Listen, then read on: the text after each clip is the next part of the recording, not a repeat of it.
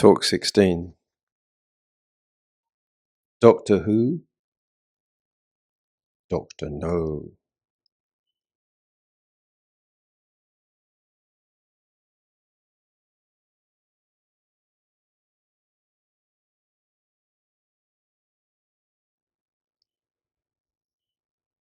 At the dinner table, conversation drifts effortlessly into subtle ranking. Promotions mentioned casually.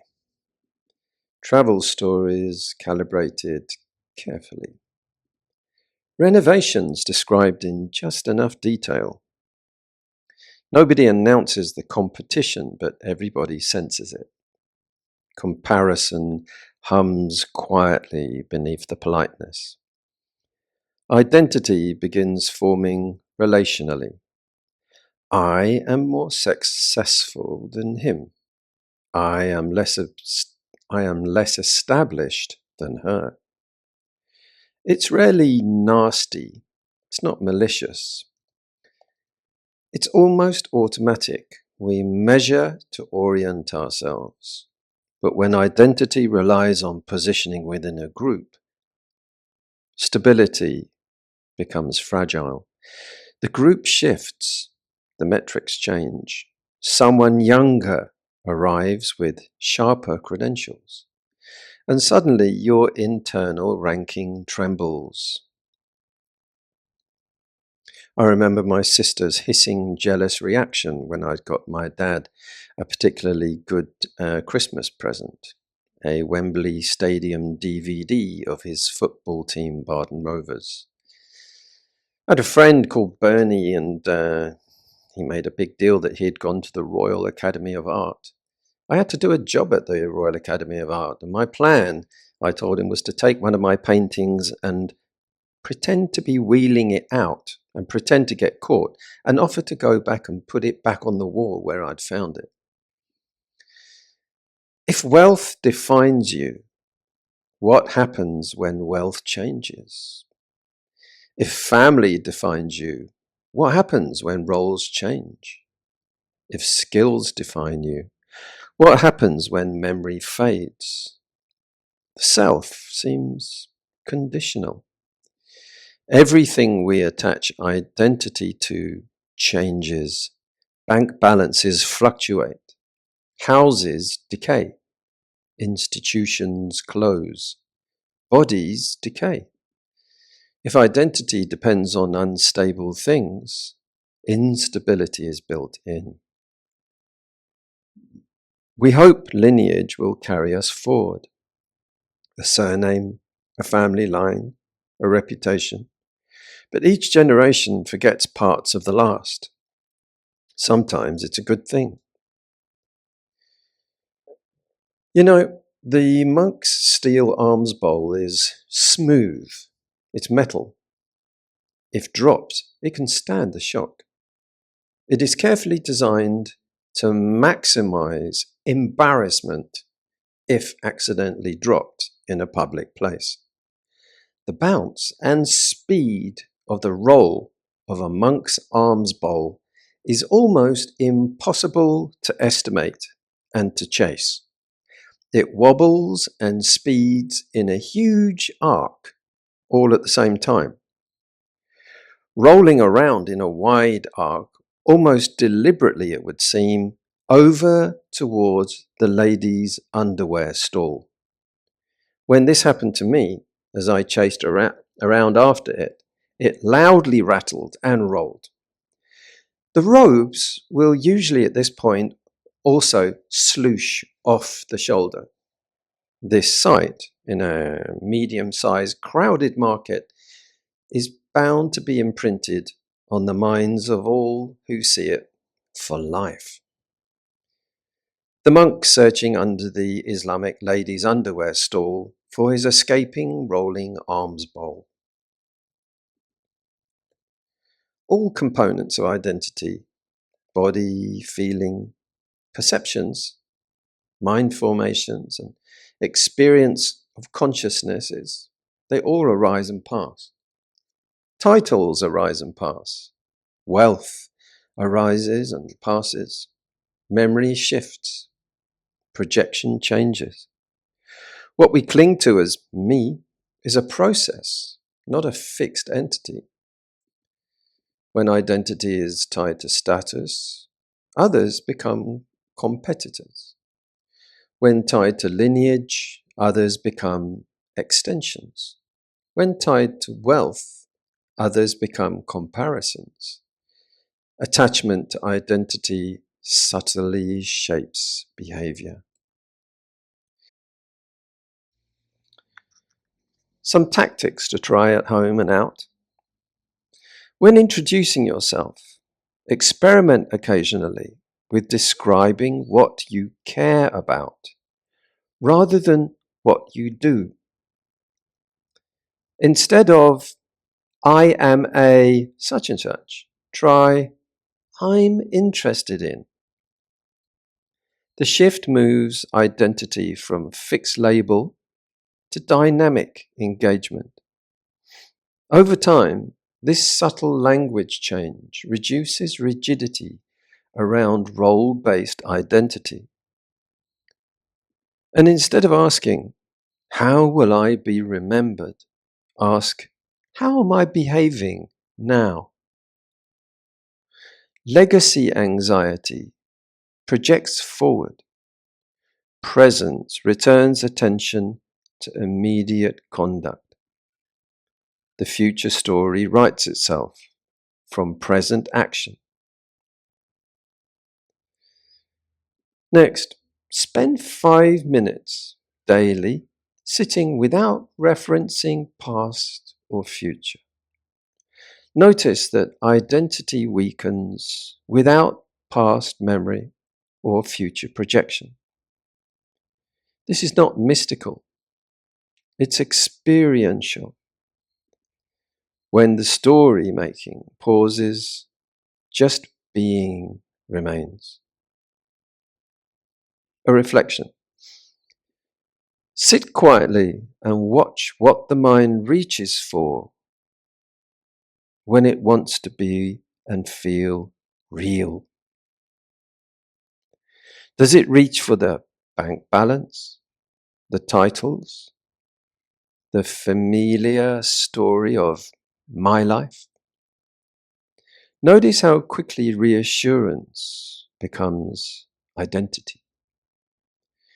When reassurance flickers, the self flickers. Let the mind show you its favourite supports.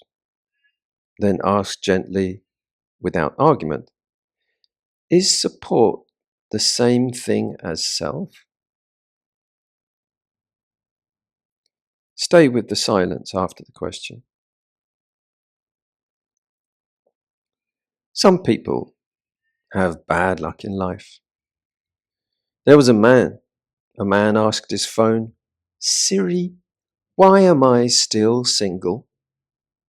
And it activated the front camera. The man got hit by a bike every day. He was stuck in a vicious cycle. A priest asks the convicted murderer in the electric chair, do you have any last requests? Yes, replies the murderer. Can you please hold my hand? Many people invest in dreams of the perfect afterlife. The Buddha once described a man standing at a crossroads, carefully building a staircase, plank by plank, stone by stone, step by step.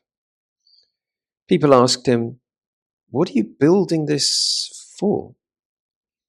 Where's it going? He replies, to a magnificent palace. They ask, that palace, where is it? North? Is it south? Is it east or west? Is it high up or low down? Or he says, I don't know. They said, have you ever seen it? He said, no. They said, and yet you're building a staircase to reach it? Yeah. The Buddha uses this image to question beliefs about the permanently happy self after death. If you haven't seen it, known it, or even experienced a hint of it, what exactly are you building towards? We do this often. We construct mental staircases to imagine certainties, permanent happiness, guaranteed security, flawless futures. Before building the steps, it may be wise to ask, based on how we know life to be, is there really such a palace there? Imagine your role dissolving tonight. No badge, no income label, no social position. What is left in the morning? The unease is not practical alone. It is the fear of groundlessness. Identity wants a fixed center. Reflection tests that hope. Between memory and future planning, notice present awareness. Simple, immediate, not defined by a resume or legacy.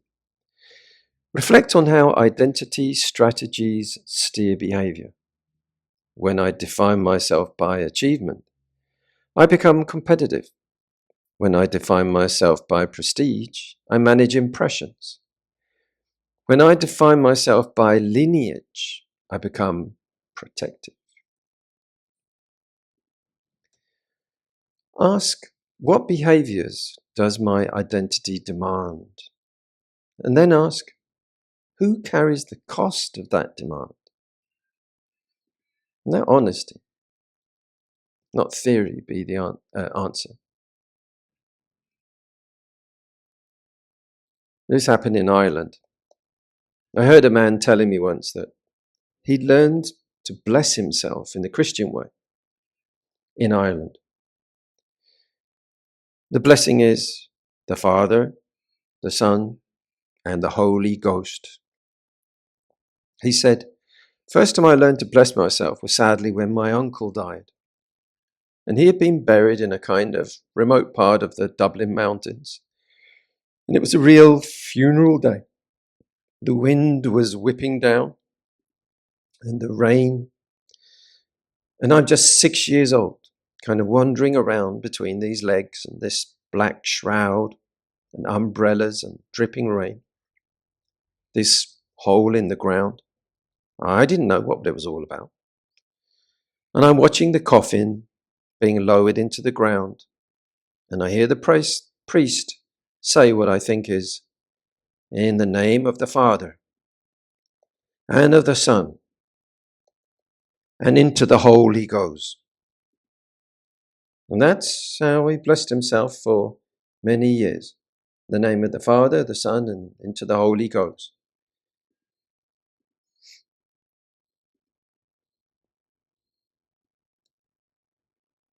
Comparison constructs identity through hierarchy. Higher and lower create shape. Without a ladder, ranking collapses. Notice how the self expands in favorable company and contracts in impressive company. That expansion and contraction reveal dependency on context. Insight removes the ladder. What remains is steadier and less reactive. Legacy is projected memory. We imagine how we will be remembered and attempt to secure continuity through future storytelling. But legacy depends entirely on retelling by others. Insight sees that striving to control future narrative is a fragile strategy. Present conduct is real. Future remembrance is speculation. A guy was wandering through the Sahara desert, desperate for water, when he spotted something far off in the distance. With hope in his heart, he walked toward it, only to find an old man sitting at a card table which was covered in neckties. The guy pleaded, "Please, I'm dying of thirst. Can I have some water?" The old man replied, "I don't have any water. How about a tie? This one would look great with your shirt." The guy snapped, "I don't want a tie, you lunatic. I'm dying. I need water. Water." The old man stayed calm. "Okay, don't buy a tie, but I'll still help you. About 5 miles over that sand dune, my brother runs a restaurant. They'll give you all the water you want." The guy thanked him and stumbled away towards the sand dune. 3 hours later, the guy came crawling back, parched and exhausted. The old man said, "What happened? Couldn't you find the restaurant?" The guy rasps, "I found it, but they wouldn't let me in without a tie."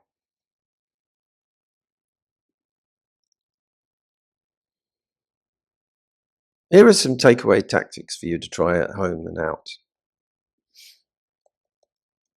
Practical ways to put ideas into your day. Choose one possession tied strongly to identity, an award, a status object, a symbolic item. Place it out of sight for a week. Observe whether identity feels threatened. The experiment reveals attachment without forcing renunciation. Distance brings clarity. I remember there was one DVD disc of my most ultimate performance, the peak of my career, at a community arts festival. It was left in my attic. My dad threw it away. He saved me a job, actually. I would have had to go all the way back, look at it, and then throw it away.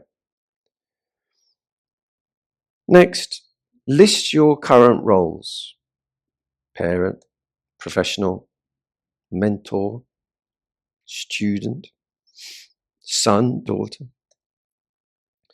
Now imagine losing one temporarily. Notice the emotional response. The aim is not pessimism, but preparation. Flexibility reduces shock when change arrives.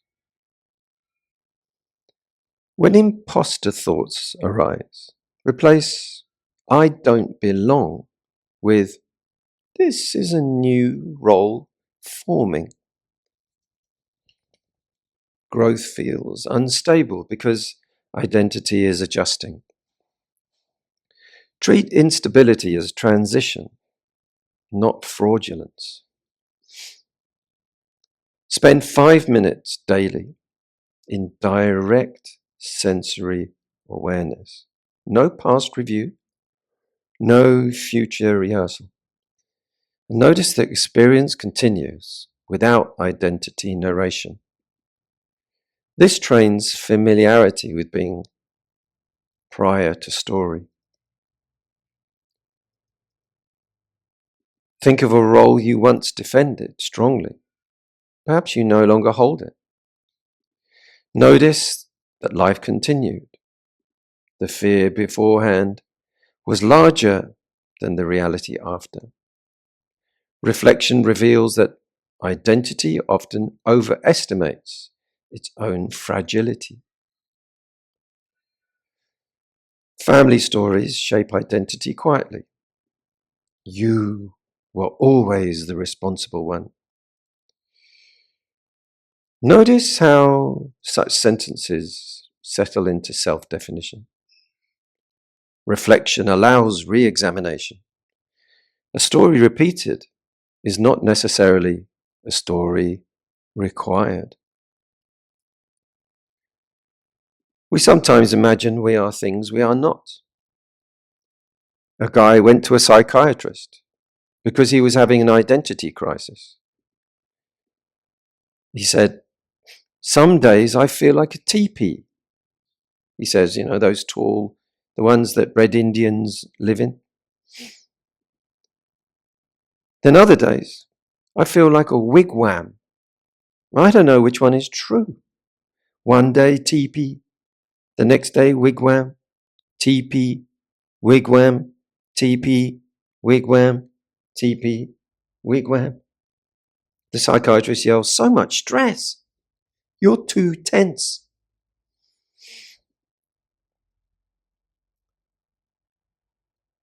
Trying to live English lay life after renouncing money as a kind of undercover monk. It's not easy. I was staying with a friend in London. I took to my monk training and soon found a row of restaurants. An Indian, Thai, and Bengali. They could be Buddhist. I was asking for alms food. Remember, I wasn't touching money. I noticed also a canteen on another doorway, another side of this alleyway. I pushed a door and went inside to ask. There was no one to be seen. Inside was also a VIP dining suite. There was no people there either. A paper frame notice on the wall said this: "Reasons for the formation of the Metropolitan Police Force is to keep the Queen's peace." I was in a police station. Oh no! To prove it, my friends would never believe this. And to prove it, I foolishly borrowed the sign. It was only made out of paper.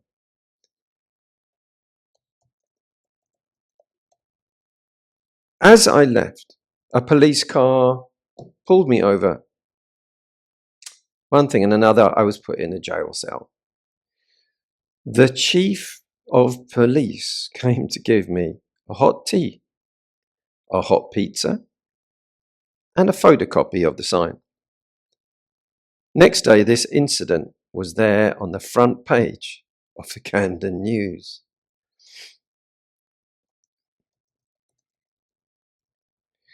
Ask yourself, how much do you trust the people of the world? Trust reality and society? Trust people? How deep is your love, your faith in the common people? Would you trust falling upon them to support you? Even the police gave me food. They made merit. Notice how quickly a minor comment becomes a story. First there is contact, then interpretation, then memory searches for supporting evidence, then projection anticipates future harm. What began as sound becomes a whole interpreted story. Reflection reveals the layering. Remove one layer and the whole structure weakens. I was always very keen to help people. If I ever got new ideas, tips, or know-how to improve people's lives. When I worked in England, someone showed me how to clean the playing head on a tape cassette player using a cotton wool ball and some lighter fluid or gas. I was amazed at the transformation in sound quality. The music before suddenly sounded crystal clear. So imagine when I arrived at a tiny fishing village in the Philippines and heard their warbling, muffled music over the stereo speakers. Proudly I said, "Aha! Watch this," like I was about to perform a scientific miracle. Many villagers gathered round as I got a cotton ball. Children rushed over to see what was happening. People stopped cooking to go and see. A lighter fluid can was brought. Triumphantly, I dabbed it onto the cotton. Just then, a voice came from the village boys. "Yes," he said, "we already know how to clean the head." I was immediately deflated, and like a failed magician, dabbed the magnetic head of the tape player. The music cassette went in. I pressed play. The music sounded exactly the same. What an anticlimax. The sense of security from finances is risky. The more you accumulate, when you die, you won't take nothing with you but your karma. Clarity about purpose often widens when identity loosens. When work is no longer used to secure self-worth, it can serve by contributing to the community instead. The bigger picture emerges not from amplifying the ego, but from reducing its noise. Real change begins when we see that identity strategies are defensive, not essential. The moment we recognize that titles and comparison are protective layers, not core structure, behavior shifts. Transformation is less about acquiring new status and more about releasing unnecessary scaffolding.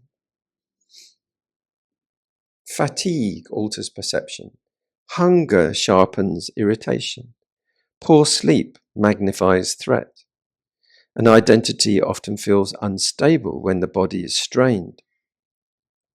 The mind then constructs explanations. I am failing. I am inadequate. In reality, physiology is influencing interpretation. Recognizing this link prevents overpersonalising temporary states. Quiet reflection reveals how frequently thought describes identity. In stillness, one can observe memory arising, projection forming, reaction building. Insight here is not mystical. Identity appears through mental activity. When activity slows, the structure becomes visible.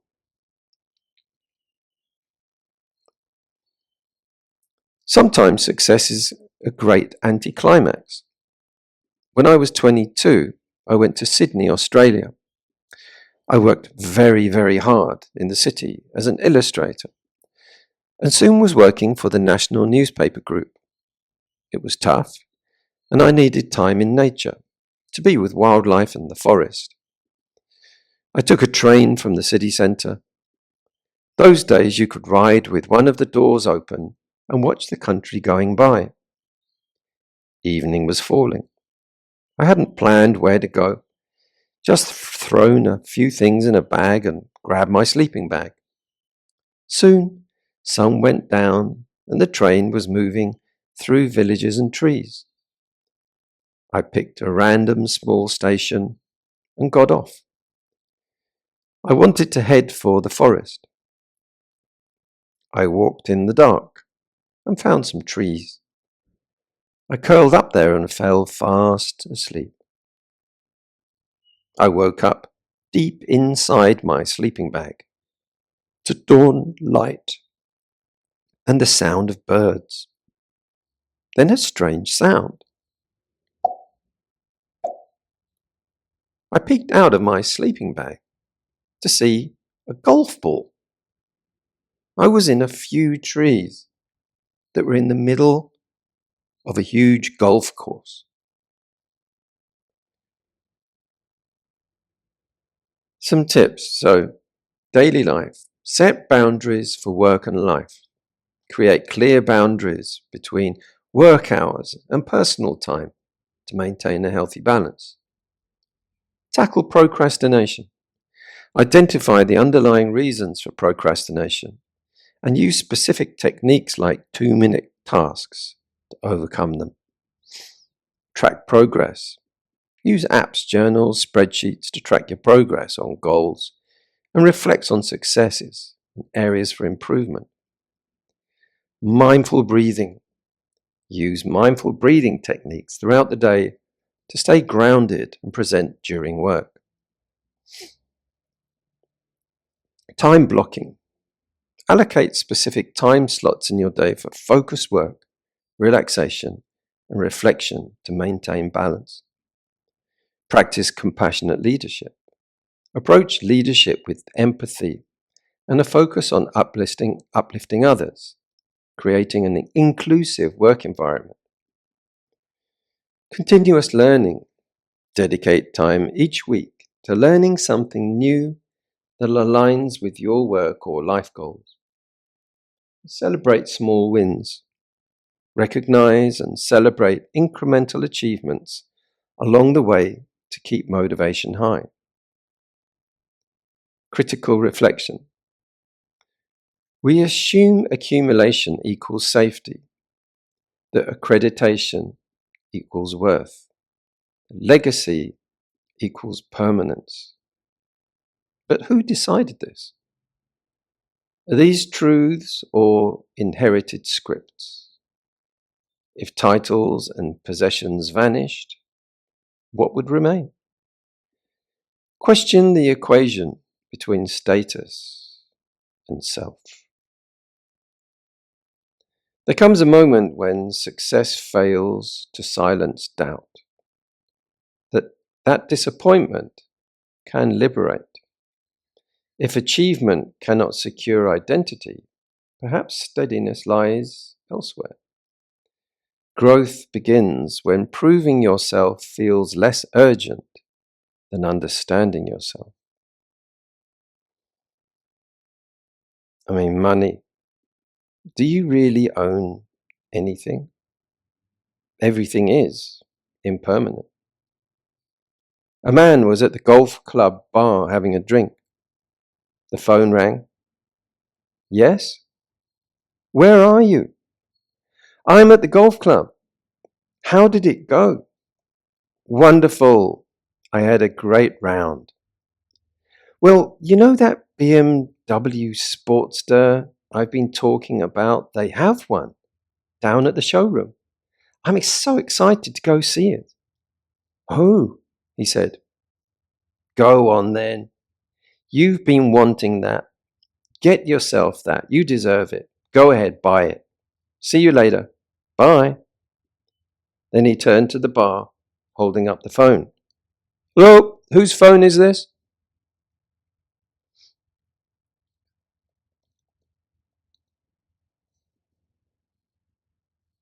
The Goose and the Golden Egg. There was once a countryman who possessed the most beautiful goose you can imagine.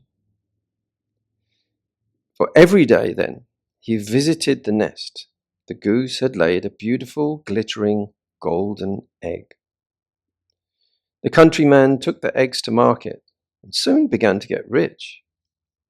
But it was not long before he grew impatient with the goose, because she gave him only a single one golden egg a day. He was not getting rich kind of fast enough.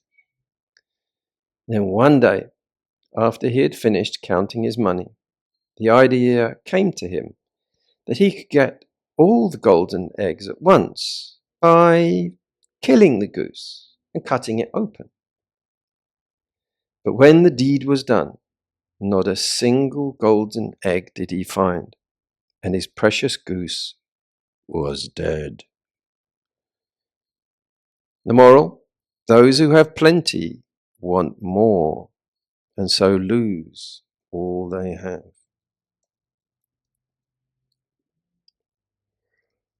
There comes a moment when success fails to silence doubt. that disappointment can liberate. If achievement cannot secure identity, perhaps steadiness lies elsewhere. Growth begins when proving yourself feels less urgent than understanding yourself. Are your choices guided by fear of irrelevance or by genuine values? When actions protect an image, anxiety grows. When actions align with integrity and usefulness, comparison softens. Identity shifts from projection to practice. A man said to me, "I don't mean to brag, but I have my own private jet. But the rest of the jacuzzi belongs to my mum." He said, "Money, if it does not bring you happiness, well, it will at least help you be miserable in comfort." And banks. You know what a bank is?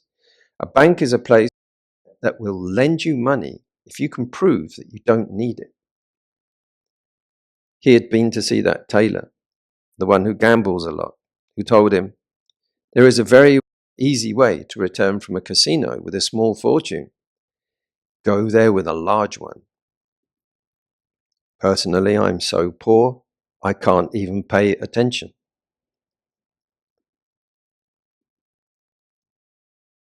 Some creative problem-solving tips. Rigid identity limits innovation. When we stop defending past credentials or accumulated expertise, new solutions appear.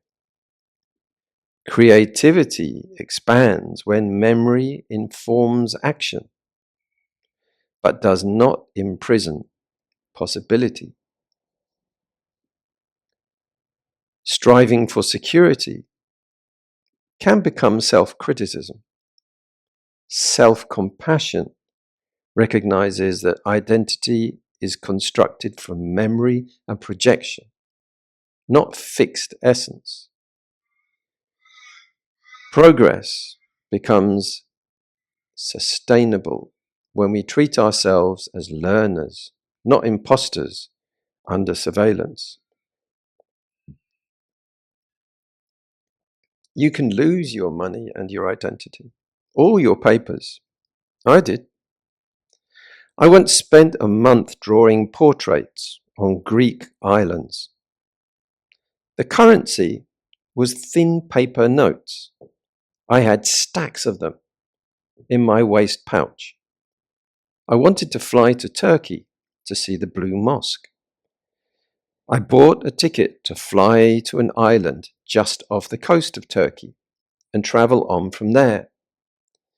I bought it and waited for my flight in the airport. I fell fast asleep. Suddenly waking up, I saw it was only 15 minutes to take off. I raced to the counter, flapping my ticket.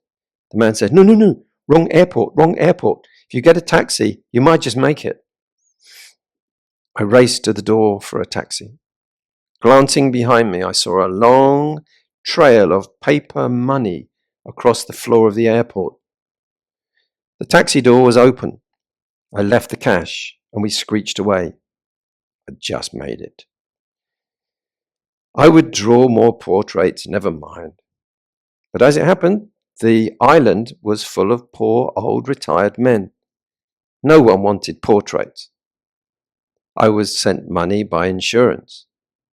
I bought a bright orange ferry ticket.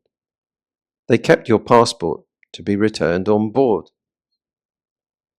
I wandered up the plank of the huge white cruise ship. It set off. They came to me. "Orange ticket." "No, green ticket." They said, "Oh no, that is that little ferry just over there."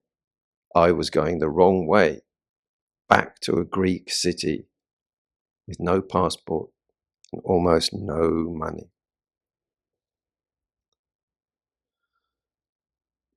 So It can help when you've got a lot on. Break large projects into smaller, more manageable tasks to reduce the overwhelm and boost productivity. Set boundaries for work and life. Create clear boundaries between work hours and personal time to maintain a healthy balance. Find someone to check in with regularly, an accountability partner, about your progress towards your goals. And prioritize daily. Identify the most important tasks each day and focus your energy on those first before moving to less critical ones. On the spiritual path, financial security, accreditation, and legacy gradually reveal themselves as provisional identities.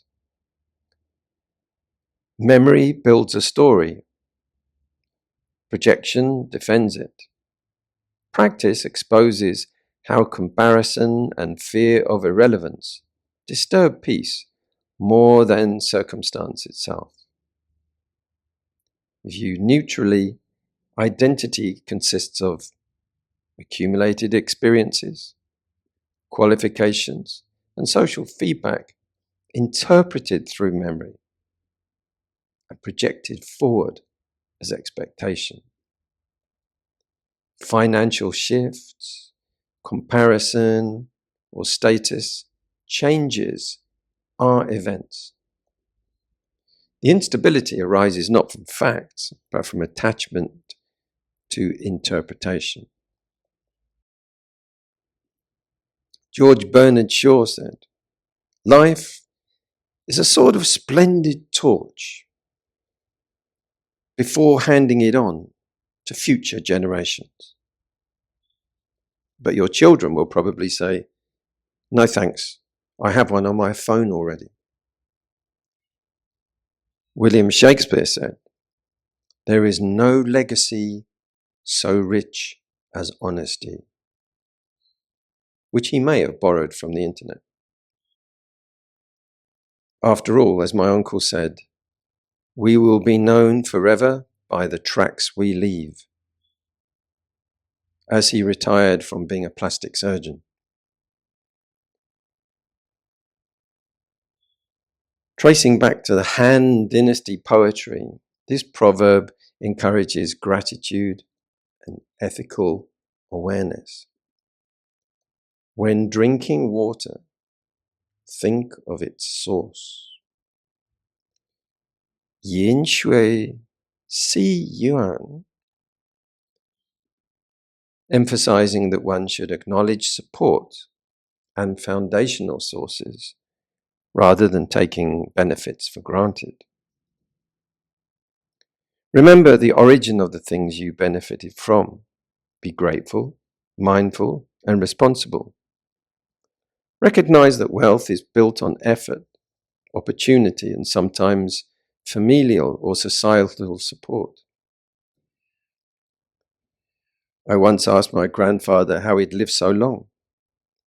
He smiled and said, "I sprinkle a little gunpowder on my cereal every morning."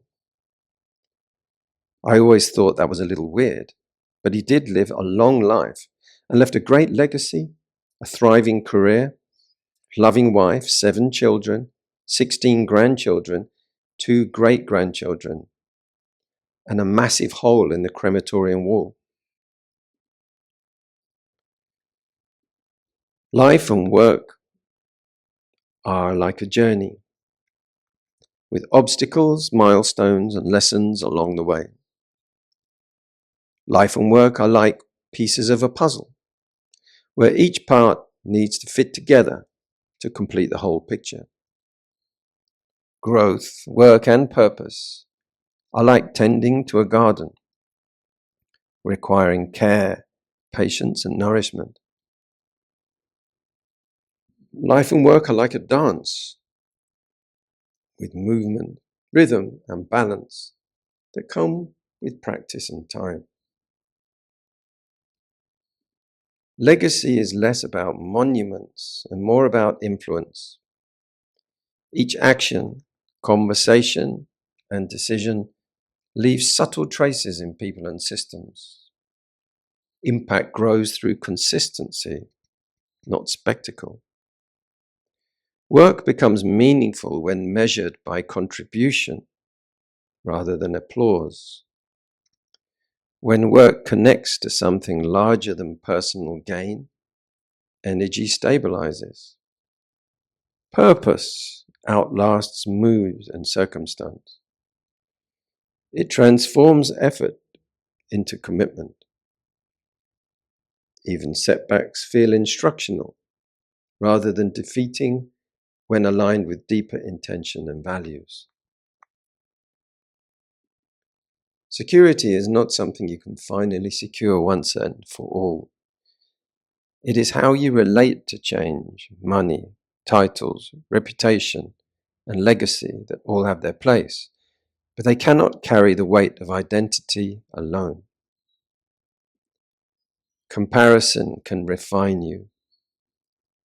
Accreditation can train you, and even imposter syndrome can stretch you. Let your work express contribution rather than fear. Build, earn, learn, but don't confuse the scaffolding with the self. Financial security, that's just future you getting a care package. Accumulation means you've been busy building tools. Legacy shows you want to leave good footprints. Comparison can be friendly competition with your own potential. Accreditation proves you stuck with something. Imposter syndrome means you're stretching. Fear of irrelevance, you care about contributing. An identity as memory plus projection, that's your mind running a creative trailer for the next chapter.